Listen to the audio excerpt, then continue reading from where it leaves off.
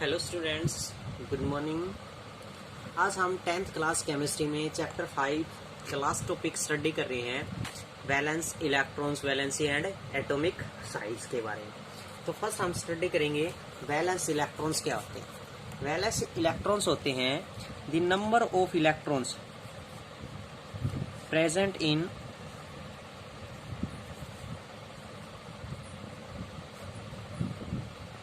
Outer most shell, किसी में present हो, आउटर मोस्ट सेल में प्रेजेंट हो, with their formula 2n square. किसके अनुसार प्रेजेंट हो? 2n स्क्वायर के अनुसार प्रेजेंट हो। तो जितने भी आउटर मोस्ट सेल में इलेक्ट्रॉन्स प्रेजेंट होंगे वो क्या होंगे? Valence electrons. जैसे हम स्टडी कर भी चुके हैं कि नंबर ऑफ सेल के अनुसार जब हम एटॉमिक नंबर के अनुसार इलेक्ट्रॉनिक कॉन्फ़िगरेशन किया जाता है तो फर्स्ट सेल को डिनोट किया गया था के सेल, एल, एम, इस तरीके से डिनोट किया गया था। जिसमें फर्स्ट सेल में 2 इलेक्ट्रॉन्स प्रेजेंट हुए थे, सेकंड सेल में 8 इलेक्ट्रॉन प्रेजेंट हुए थे, थर्ड सेल में 18 प्रेजेंट हुए थे and so more 8 electron so more third shell have also 8 electrons. अगर 8 इलेक्ट्रॉन्स बचते हैं तो 8 इलेक्ट्रॉन प्रेजेंट हो सकते हैं 2n स्क्वायर फार्मूले के अनुसार। तो इस तरीके से फाइंड आउट हुए थे। कैसे फाइंड आउट हुए थे ये कि फर्स्ट में क्या प्रेजेंट होता है, किसी भी का भी एक न्यूक्लियस प्रेजेंट होता है जिसमें पॉजिटिवली चार्ज पार्टिकल प्रेजेंट होता है, जिसमें प्रोटॉन और न्यूट्रॉन प्रेजेंट होते हैं। जो आपका 9th क्लास में भी टॉपिक आज का है, Niels Bohr's model of an atom. First shell present हुई, सेकंड सेल प्रेजेंट हुई एंड थर्ड सेल प्रेजेंट हुई।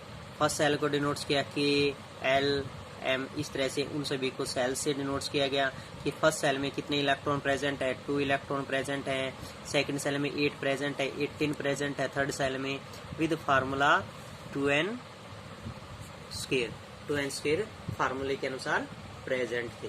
तो इस तरीके से हम डिफरेंट एलिमेंट्स का इलेक्ट्रॉनिक कॉन्फ़िगरेशन फाइंड आउट करके जब उनके आउटर मोस्ट सेल में जितने भी इलेक्ट्रॉन प्रेजेंट होंगे तो बता सकते हैं कि उसकी वैलेंस इलेक्ट्रॉन्स कितने प्रेजेंट है। जैसे हम एक एलिमेंट्स लेके चले नाइट्रोजन, जिसका एटॉमिक नंबर होता है 7। तो कैसे फाइंड आउट करें कि इसका वैलेंस इलेक्ट्रॉन्स कितने प्रेजेंट है? फिर 2n स्क्वायर फार्मूले के अनुसार हमने फाइंड आउट किया के सेल में प्रेजेंट है 2 × 1, क्योंकि n की वैल्यू यहाँ पर हम क्या पुट करेंगे 1 का स्क्वायर इज इक्वल टू क्या हुआ 2 इलेक्ट्रॉन्स। यानी फर्स्ट सेल में कितने इलेक्ट्रॉन प्रेजेंट हो चुके 2। सेकंड सेल की बात करेंगे 2 × 2 का स्क्वायर इज इक्वल टू कितना होना चाहिए 2 × 4 is equal to 8 electron present होने चाहिए। लेकिन 7 में से 2 हम फर्स्ट सेल में फिलअप कर चुके, बचे कितने आपके पास 5 इलेक्ट्रॉन। लेकिन हमारे पास सेकंड सेल में कितने आए 8। अब हमारे पास रिमेनिंग इलेक्ट्रॉन 5 प्रेजेंट है तो हम यहाँ पर कितने डिनोट्स करेंगे 5 इलेक्ट्रॉन। तो यहाँ पर इलेक्ट्रॉन्स कितने प्रेजेंट हैं? आउटर मोस्ट सेल के अनुसार 5 प्रेजेंट हैं। तो नाइट्रोजन की वैलेंसी कितनी हुई ना, वैलेंस इलेक्ट्रॉन्स कितने हुए नाइट्रोजन के 5 इलेक्ट्रॉन्स। उसके बाद नेक्स्ट है वैलेंसी। वैलेंसी क्या होती है? नंबर ऑफ इलेक्ट्रॉन्स लॉस और gain to complete their octet rule या कॉन्फ़िगरेशन। अपना कॉन्फ़िगरेशन कंप्लीट करने के लिए, ऑक्टेट रूल कंप्लीट करने के लिए किसी भी एलिमेंट्स के द्वारा जितने लॉस ऑफ इलेक्ट्रॉन्स किए जाते हैं या जितने गेन ऑफ इलेक्ट्रॉन्स किए जाते हैं वो क्या होती है उसकी वैलेंसी। अब ये कैसे पता चले कि कौन सा एलिमेंट कितने लॉस कर रहा है, कितने गेन कर रहा है?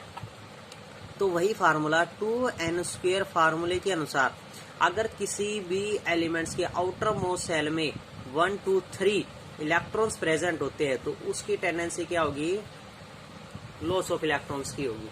अगर किसी एलिमेंट्स के आउटर मोस्ट सेल में 5, 6, 7 इलेक्ट्रॉन्स प्रेजेंट है तो उसकी टेंडेंसी क्या होगी गेन ऑफ इलेक्ट्रॉन्स करने की होगी। अब बात आई जब किसी एलिमेंट्स के आउटर मोस्ट सेल में 1, 2, 3 इलेक्ट्रॉन्स प्रेजेंट है तो वो उतने ही इलेक्ट्रॉन लॉस करेगा। अगर किसी एलिमेंट्स के आउटर मोस्ट सेल में 5, 6, 7 इलेक्ट्रॉन प्रेजेंट है तो वो इलेक्ट्रॉन्स गेन करेगा 8 - 5 = 3 इलेक्ट्रॉन्स गेन करेगा। Due to their octet rule के अनुसार। अगर 6 प्रेजेंट है 8 minus 6 is equal to 2 electrons gain करेगा। 5 प्रेजेंट है तो 7 प्रेजेंट है तो 8 minus 7 is equal to 1 electron gain करेगा due to their octet rule. अपने ऑक्टेट रूल के अनुसार अपने इलेक्ट्रॉन्स गेन करेगा। बच्ची हमारे पास इक्विवेलेंसी 4 एंड 8 पर ऑक्टेट रूल कंप्लीट हो जाता है, इसलिए 8 पर ना तो लॉस ऑफ इलेक्ट्रॉन्स करता है और ना ही गेन ऑफ इलेक्ट्रॉन्स करता है। बच्ची 4 की टेंडेंसी 4 पर क्या हो सकता है, वो लॉस भी कर सकता है और गेन भी कर सकता है, लेकिन उसकी टेंडेंसी किस पे डिपेंड करेगी, किसी सेकंड एलिमेंट पे डिपेंड करेगी जिसके साथ वो कंपाउंड क्रिएट करेगा कि वो सेकंड कंपाउंड अगर लॉस कर रहा है तो 4 वाला क्या कर लेगा, गेन। अगर वो सेकंड एलिमेंट गेन कर रहा है तो 4 वाला इलेक्ट्रॉन्स क्या कर देगा, अपने इलेक्ट्रॉन्स लॉस कर देगा। उसके बाद नेक्स्ट टॉपिक है एटॉमिक साइज। एटॉमिक साइज क्या होता है, एटॉमिक साइज डिपेंड होता है एटॉमिक रेडियस पर। इस पे डिपेंड्स होता है एटॉमिक रेडियस पर। तो क्या डिनोट्स करेंगे हम, larger the atomic radius larger will be atomic size. यानी जितना बड़ा रेडियस, जितनी बड़ी रेडियस प्रेजेंट होगी उतना ही साइज प्रेजेंट होगा। जैसे रेडियस क्या होती है, the distance from centre of nucleus to outer most shell. Outer most shell से न्यूक्लियस के बीच की जितनी दूरी होती है वो क्या होती है, एटॉमिक रेडियस। तो जितनी एटॉमिक रेडियस बड़ी होगी यानी साइज बड़ा होता चला जाएगा, रेडियस बड़ी होगी तो साइज क्या होगा, बड़ा होता चला जाएगा। जैसे फर्स्ट सेल के अनुसार मेजर करें तो ये क्या है, रेडियस, तो साइज क्या है, छोटा है। सेकंड सेल की बात करें और उसकी रेडियस की बात करें तो लार्जर प्रेजेंट हुई तो साइज भी क्या उसका, लार्जर हो उसका। तो रेडियस के अनुसार क्या प्रेजेंट है, साइज भी लार्जर प्रेजेंट होता है। नेक्स्ट टॉपिक प्रेजेंट है metallic and non metallic properties. Metallic और नॉन मेटेलिक प्रॉपर्टीज क्या है,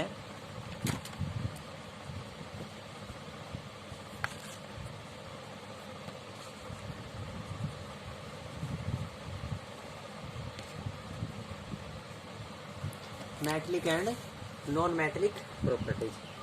मेटेलिक और नॉन मेटेलिक प्रॉपर्टीज किस पे डिपेंड्स है कि जो हेनरी मोसले नाम का साइंटिस्ट है, उस हेनरी मोसले नाम के साइंटिस्ट ने मॉडर्न पीरियोडिक टेबल डिस्कवर की और उस मॉडर्न पीरियोडिक टेबल्स में टोटल एलिमेंट्स डिस्कवर हो चुके थे 104। लेकिन उस टाइम तक हम डिनोट्स करते थे 104 से इंक्रीज होकर अब तक आपके पास 118 एलिमेंट डिस्कवर हो चुके हैं। कितने एलिमेंट डिस्कवर हो चुके हैं, 118 एलिमेंट डिस्कवर हो चुके हैं। उन 118 एलिमेंट्स को अलग अलग पार्ट्स में डिनोट किया गया है, metals, non metals and metalloids. तो क्या क्या प्रेजेंट है, कौन कौन सी मेटल्स प्रेजेंट है, कौन कौन सी मेटलॉइड्स प्रेजेंट है और कौन कौन सी non metal present. Complete periodic tables में 118 एलिमेंट्स में से 92 क्या है, एलिमेंट्स है वो सभी क्या है, मेटल्स प्रेजेंट है। उन 92 में से 91 क्या है, सॉलिड फॉर्म में प्रेजेंट है और 1 किस में प्रेजेंट है, लिक्विड में प्रेजेंट। और वो कौन सी है, एजप्शन में मरकरी प्रेजेंट है। यानी कंप्लीट पीरियोडिक टेबल्स में सॉलिड और लिक्विड फॉर्म में पाए जाने elements are known as metals which are present in 92 in which 91 are solid and 1 is liquid. उसके बाद प्रेजेंट हुए नॉन मेटल। नॉन मेटल कितनी प्रेजेंट है, 18 नॉन मेटल प्रेजेंट है। उन 18 नॉन मेटल्स में से जो किस फॉर्म में पाई जाती है, solid as well as in gases form में पाई जाती है। उनमें भी एक किसका एजप्शन है, लिक्विड का एब्जॉर्प्शन है और वो कौन सी है, ब्रोमीन Br प्रेजेंट। बचे कितनी आपके पास, 8,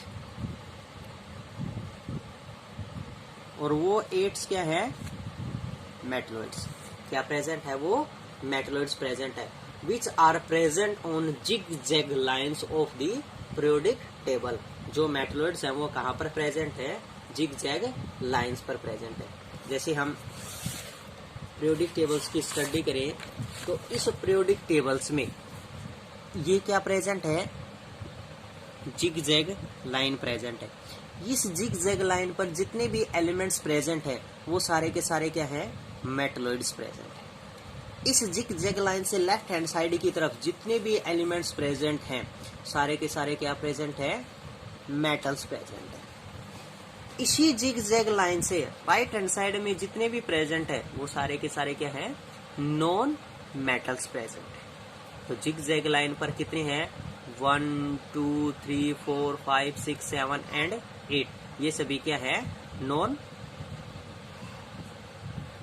मेटल प्रेजेंट है, मेटल्स प्रेजेंट है, और ये सभी क्या है, मेटलॉइड्स प्रेजेंट है।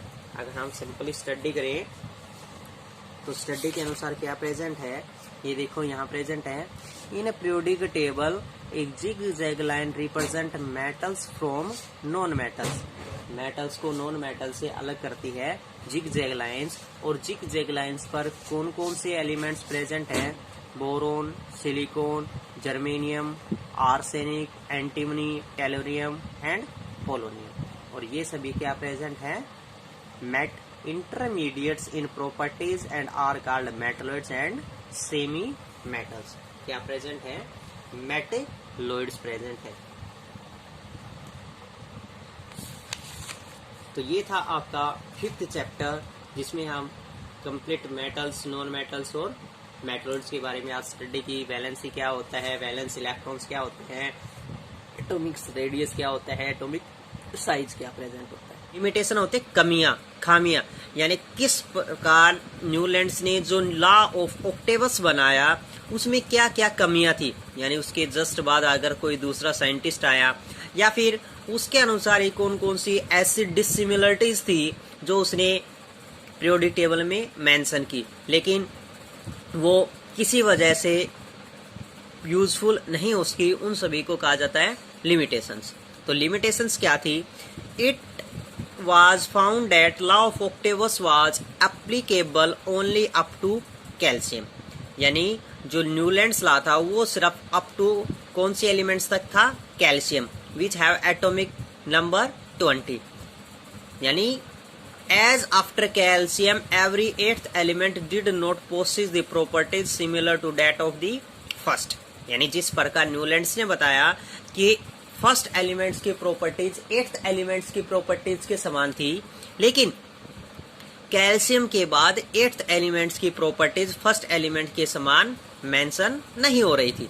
तो ये क्या थी, उसकी फर्स्ट लिमिटेशन थी कि कैल्शियम के बाद ये एप्लीकेबल नहीं था, ये सिर्फ लाइटर एलिमेंट्स के लिए पॉसिबल था और वो एलिमेंट्स थे सिर्फ कैल्शियम था।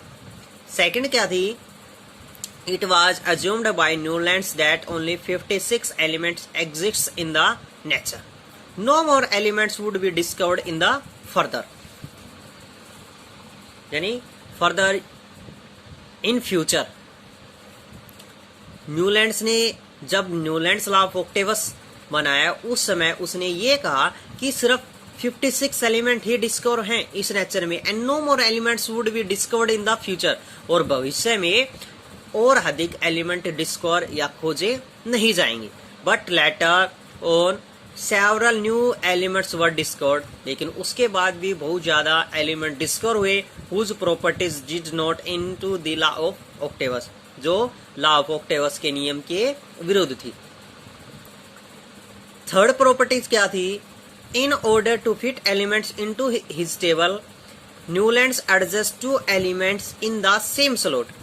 न्यूलैंड्स ने जो सेम एलिमेंट्स थे, यानी जिनकी प्रॉपर्टीज लगभग एक समान थी, उन सभी को एक ही स्लॉट में सेट किया गया।